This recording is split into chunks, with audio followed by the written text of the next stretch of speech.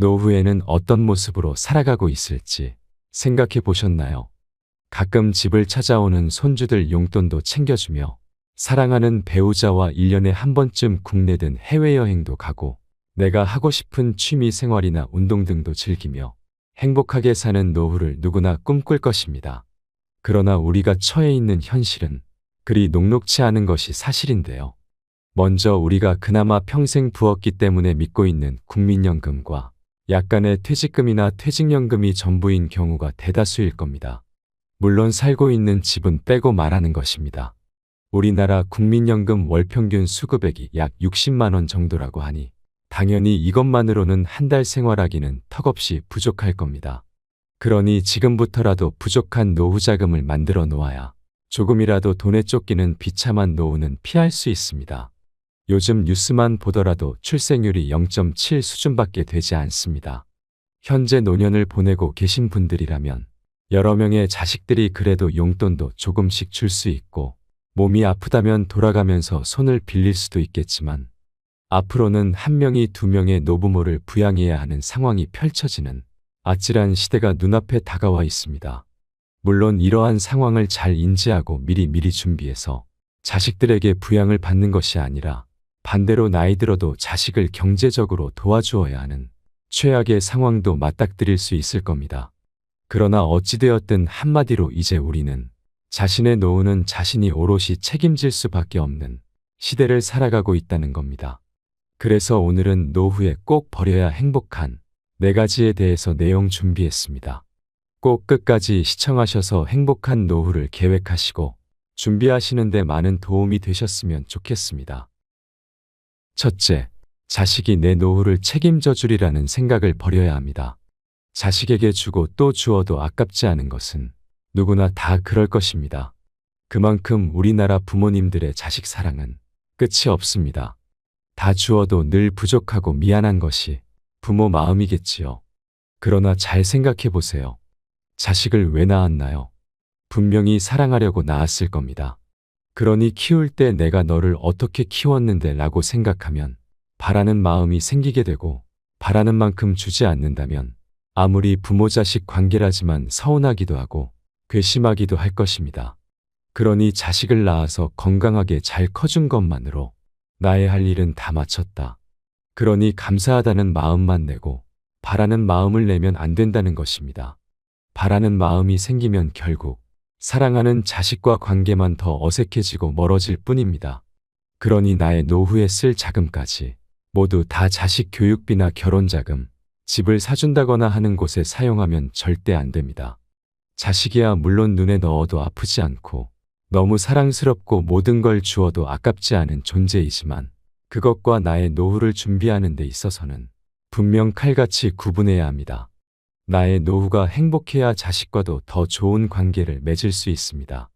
자식에게 다 퍼주고 노후가 준비되어 있지 않다면 자식에게도 안타깝지만 부담스러운 존재가 될 수도 있습니다.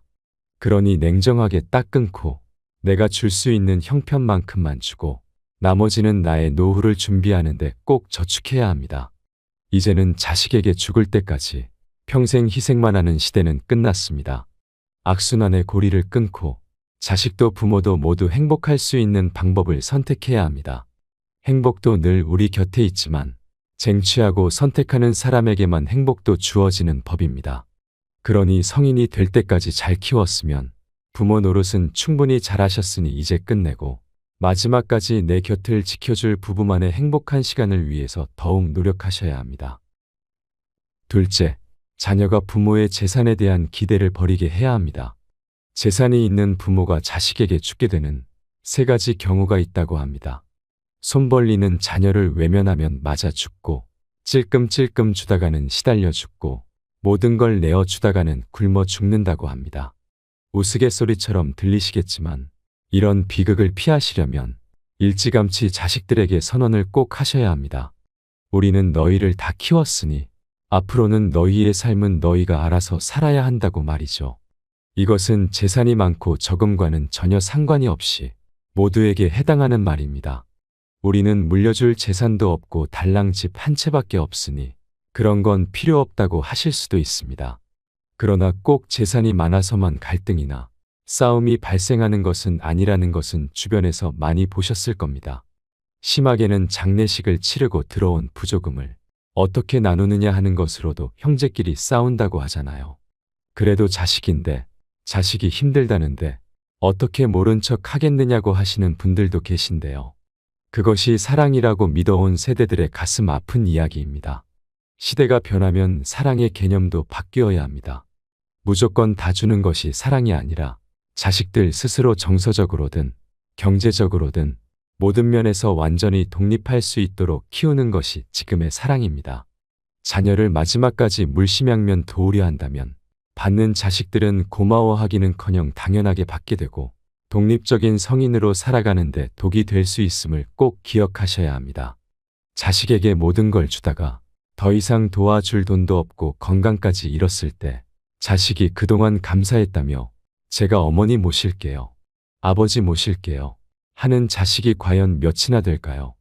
그러다 자식이 나이든 부모를 부담스러워 한다는 것을 느끼게 되면 배신감이 몰려오고 자신의 삶이 너무 초라해지고 비참한 말년을 살아가야 합니다. 자식이 절대 부모 마음, 부모의 사랑 다 알지 못하고 다 갚지도 못합니다. 부모는 자식을 사랑해서 모든 걸 주었지만 돈 잃고 건강까지 잃으면 그때 가서야 서로 원망하고 미워하는 마음까지 생긴다면 돌이킬 수 없습니다. 분명 처음엔 사랑이었는데 결국 남는 것은 후회와 원망뿐인 인생이라면 너무 비참합니다. 그러니 지금 당장은 냉정해 보일 수 있겠지만 다 큰 자식이라면 냉정하게 지원을 끊고 자신만의 노후를 준비하고 계획하는 것이 자식과 마지막까지 좋은 관계를 유지할 수 있고 그것이 자식 사랑하는 길이고 나 자신도 사랑하는 길입니다. 셋째, 집을 자식에게 물려주겠다는 마음을 버려야 합니다. 주변에 자식에게 돈 주지 말고 자신을 위해 다 쓰고 돌아가세요 라고 하면 집은 빼고 생각하시는 분들이 대부분인데요. 그만큼 우리나라 사람들의 내 집 사랑이 도가 지나칠 정도입니다. 길어진 노후에 부족해진 생활비를 충당하기 위해 집을 맡기고 연금으로 받아 써야 하는 상황이 올 수 있습니다. 그럴 때 너무 걱정하거나 불안해하지 마시고 또는 자식에게 이 집 하나는 물려줘야 하는데 하는 미련을 남기지 마세요. 이런 경우에 절대 자식에게 물어보거나 의논할 필요 없습니다. 가끔 뉴스에 자식들이 반대해서 주택연금 가입하는 걸 못한다고 하시는 노인분들이 나오는데요. 참 기가 막힐 노릇입니다. 왜 자신들이 평생 노력해서 모아놓은 재산인데 다 큰 자식들 눈치를 봐야 하는지 말입니다. 전혀 그러실 필요 없이 당당하게 내 돈 내가 다 쓰고 죽겠다고 생각하면 훨씬 마음 편하게 살 수 있습니다. 몸도 마음도 많이 약해지는 노후에 그런 것까지 신경 쓰다 보면 더 빨리 늙게 되거나 몸도 마음도 병들게 됩니다. 물론 재산을 마음대로 다 쓰라는 것이 아니라 매월 연금으로 받게 되는 돈이 넉넉하다면 적절한 소비 생활을 할 수 있고 자식들에게 기대지 않아도 되니 더 당당하게 마음 편히 생활할 수 있다는 말입니다. 얼마나 오래 살 수 있을지는 그 누구도 알지 못합니다. 그러나 예전보다 노후가 더 길어질 확률이 높은 건 많은 사실입니다. 그러니 설마 노후에 몸만 건강하면 무슨 일이라도 하겠지. 설마 산 입에 거미줄 치겠어 라는 식의 막연한 낙관은 피하셔야 합니다. 아직 은퇴가 꽤 남은 분들이라면 더욱 좋습니다. 기회는 언제나 지금입니다. 지금부터 배우자와 함께 의논하셔서 장기적인 노후 플랜을 짜셔야 하고 실행에 옮기셔야 합니다.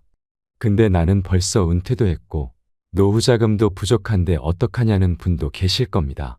그런 분들이라도 앞에서 말씀드린 대로 한 달 생활비를 고정지출과 변동지출을 잘 생각해 보시고 수입과 지출 계획을 잘 짜셔서 부족한 부분은 작은 소일거리라도 하실 수 있다면 하시고 그것도 여의치 않다면 집을 줄여 나가시거나 주택연금을 활용하실 수도 있을 겁니다. 넷째, 쓸데없는 욕심과 집착하는 마음을 버려야 합니다. 사람은 누구나 나이 들어가는 것을 막연하게 두려워하고 불안해하기까지 합니다. 노후의 돈과 건강에 대한 두려움이 가장 크겠지만 더 이상 발전하지 않고 할 일도 없어지고 만나는 사람까지 줄어드는 것에 있어서 두려움을 느낄 수밖에 없습니다. 하지만 노후의 시간이 막연히 두려운 시간일까요? 두려워하는 사람에게는 정말 그럴 수도 있지만 노후가 더 편안하고 즐겁다고 말씀하시는 분들도 계십니다. 이제 힘들게 하루 종일 직장에 매여 있지 않아도 되고 상사 눈치 볼 것 없고 힘들게 자식 키우지 않아도 되니 더 자유롭다는 분도 계십니다. 그런 분들에게 노후의 시기는 자신에게 주어진 평생의 시간 중 일부분일 뿐입니다. 어떻게 생각하냐에 따라서 노후를 행복하게 보낼 수도 두렵고 불안해하며 힘든 시간으로 채울 수도 있다는 겁니다. 젊었을 때 인생의 모든 풍파와 온갖 소용돌이를 겪고 나면 이제 웬만한 일에는 호들갑을 떨지 않아도 되고 크게 놀라거나 남의 솔깃한 말에도 휩쓸리지 않는 마음의 중심을 갖게 됩니다. 그러나 그럼에도 불구하고 여전히 더 많은 것을 가지려고 욕심을 부리고 내가 더 많이 누리지 못하는 것에 시기하고 질투하고 자신의 마음에서 일어나는 분란에서 자유롭지 못한 사람들이 많습니다. 그러니 우리는 나이 들수록 나이값을 좀 하고 살아야 합니다. 어른이면 어른다워야 주변 사람들을 힘들게 하지 않고 나도 편하고 얼마나 좋습니까? 그래야 어른으로서 존경받는 삶을 살다가 좋은 곳으로 갈 수 있습니다. 나이만 많다고 당연하게 대접만 받으려고 앉아 있다면 그 누구도 대접해주지 않습니다. 우리는 나이 들면 다른 사람이나 세상 또는 외부에서 주는 인정을 갈구할 때가 있습니다. 그러나 외부에서 주는 인정만으로는 절대 충분함을 느끼지 못합니다.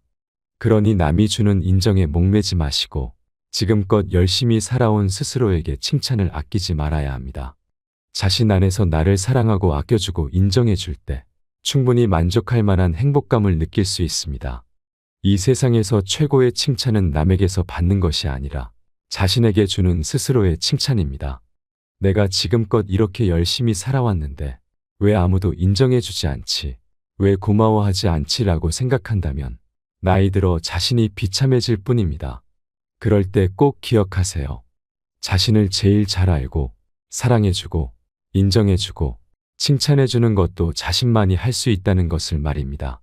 자신의 수고는 자신이 제일 잘 아는 법이잖아요. 그러니 하루에 한 가지씩 스스로를 칭찬해보세요. 오늘 아침에 일찍 일어나서 아침 산책을 했으니 자기 몸을 아껴준 나에게 칭찬할 수 있고 가끔은 바쁜 아내를 위해 설거지한 자신을 칭찬할 수 있고 지나가다 마주친 이웃에게 웃으며 인사한 나 자신에게 칭찬할 수 있고 오늘 하루도 나를 데리고 다녀주느라 고생해준 나의 건강한 다리에게도 감사하고 칭찬할 수 있고 칭찬과 감사는 끊임없이 할 수 있는 나를 위한 최고의 선물입니다. 하루하루 칭찬과 감사가 넘치는 삶은 무엇보다 자신을 사랑하는 가장 좋은 방법입니다. 지금껏 열심히 앞만 보고 달려오느라 너무 바빠서 주변을 돌보지 못했다면 지금 이 시기가 후회를 줄일 수 있는 값진 기회가 될 것입니다. 오로지 자신에게만 집중할 수 있는 이 귀한 시간들을 헛되이 흘려보내지 않도록 오늘 하루도 소중하게 보내시고 건강하시고 행복하시길 진심으로 소망하겠습니다. 여러분의 남은 여생을 열렬히 응원하겠습니다. 이상으로 시니어를 위한 모든 것 시니어 톡톡이었습니다. 더 유익한 내용으로 찾아오겠습니다. 이번 내용이 도움이 되셨다면 구독과 좋아요 부탁드립니다. 감사합니다.